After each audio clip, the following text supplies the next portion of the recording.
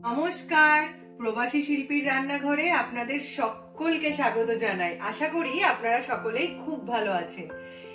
আর Christmas খুব সামনেই চলে এসেছে। এই ক্রিসমাস উপলক্ষে আপনাদের সাথে শেয়ার করব একটা অভিনব ফিউশন রেসিপি। এই ফিউশন রেসিপিটার নাম হচ্ছে পোস্ত পাস্তা। পোস্ত হচ্ছে একদম বাঙালির একটা অতি প্রিয় একটা খাবার। আর এর সাথে আমি পাস্তাটা হচ্ছে ইটালির একটা অতি জনপ্রিয় খাবার। আমি এই দুটোকে মিক্স করে একটা অসাধারণ রেসিপি আপনাদের সাথে আজকে শেয়ার করব। এই পোস্তর মধ্যে একটু ক্রিম আর মজারেলা চিজ দিয়ে আমি এই পাস্তার যে সস সেটা বানাবো। এটা অসাধারণ খেতে হয়। আপনারা প্লিজ বাড়িতে একবার হলেও এটা ট্রাই করবেন। চলুন দেখে নিই এই রান্নাটা করতে আমার কি কি লাগছে। আমার প্রথমেই লাগছে পাস্তা, এখানে আছে পেঁয়াজ কুচি, কাঁচা লঙ্কা কুচি, পোস্ত আর কাজু বাদাম আমি একসাথে বেটে নিয়েছি। কাজু বাদাম আমি মোটামুটি 4 থেকে 5টা নিয়েছি, আর পোস্ত নিয়েছি 25 থেকে 50 গ্রাম মতন। আপনারা আপনাদের পরিমাণ অনুযায়ী নিয়ে নেবেন। আর আছে গোলমরিচ গুঁড়ো, ফ্রেশ ক্রিম আর একটু মজারেলা চিজ, আর লবণ আর মিষ্টি তো থাকছে। চলুন তাহলে এবার রান্নাটা শুরু করা যাক। প্রথমেই আমি একটা সসপ্যান নিয়ে নিয়েছি, আর এখানে পরিমাণ মতো জল নিয়ে নিয়েছি। আমি 2 কাপ মতো জল নিয়েছি, আর তার মধ্যে একটু লবণ আর 1 চামচ মতন সাদা তেল আমি দিয়ে দিয়েছি। এবার এর মধ্যেই আমি এই পাস্তাগুলোকে দিয়ে দিচ্ছি।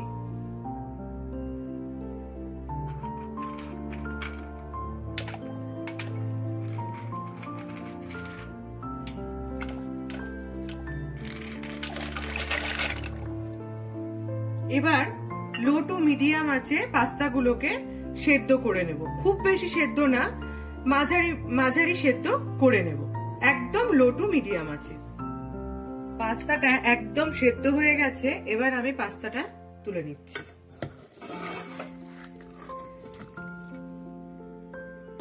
আমি একটা ফ্রাইং প্যান নিয়েছি, তার মধ্যে 2 চামচ মতো সাদা তেল দিয়ে দিয়েছি, আর তেলটাও খুব ভালো গরম হয়ে গেছে। এর মধ্যে আমি কুচনো পেঁয়াজ দিয়ে দিচ্ছি। একটা মিডিয়াম সাইজের পেঁয়াজকে আমি কুচিয়ে নিয়েছি, এটা এবার দিয়ে দিচ্ছি। এরপর ওই পেঁয়াজটাকে লো টু মিডিয়াম আছে মোটামুটি 3 থেকে 4 মিনিট মতন আমি ভেজে নেব। পেঁয়াজটা ভাজা হয়ে গেছে। এবার এর মধ্যে আমি কাঁচা লঙ্কা কুচিটা দিয়ে দিচ্ছি, দিয়ে একটু নাড়াচাড়া করে নেব। আর আমি একটা সস মতো বানিয়ে নিচ্ছি। এটা হচ্ছে সেই পোস্ত আর কাজু বাদাম পেস্ট। এর মধ্যে আমি 1/2 চামচ মতন গোলমরিচ গুঁড়ো, স্বাদ মতো লবণ দিয়ে একটু ফেটিয়ে এর মধ্যে এই ভাজা পেঁয়াজটার মধ্যে দিয়ে দেব। প্রথমে আমি গোলমরিচ গুঁড়ো দিয়ে দিচ্ছি আর লবণ। এবার এটা আমি দিয়ে দেব।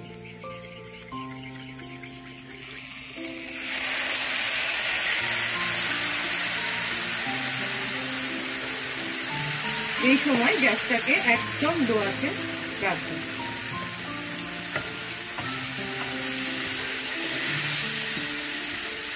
অল্প ভাজা হলেই এর মধ্যে আমি জল দিয়ে দিচ্ছি।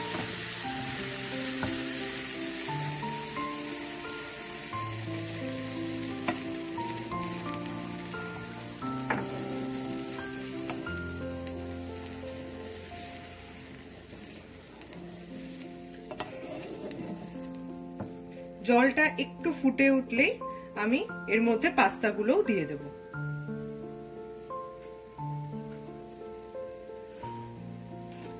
দেখতেই পাচ্ছেন জলটা ফুটে উঠেছে। এবার আমি এর মধ্যে পাস্তাগুলো দিয়ে দিচ্ছি।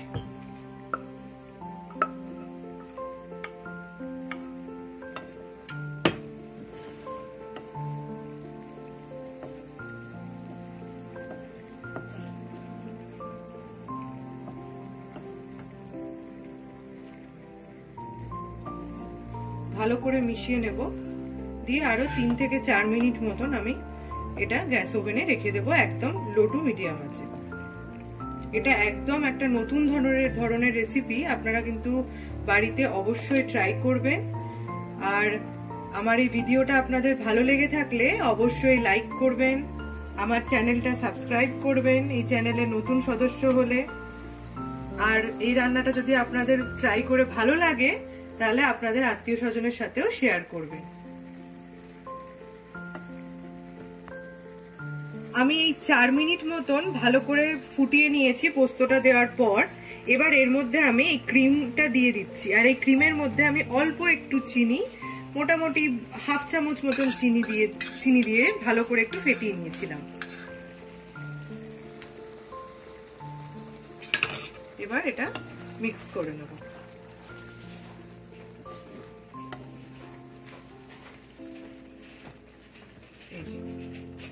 এবার এর মধ্যে আমি একটু মজরেলা চিজ দিয়ে দিচ্ছি। আমার পাস্তা পরিবেশনের জন্য একদম তৈরি।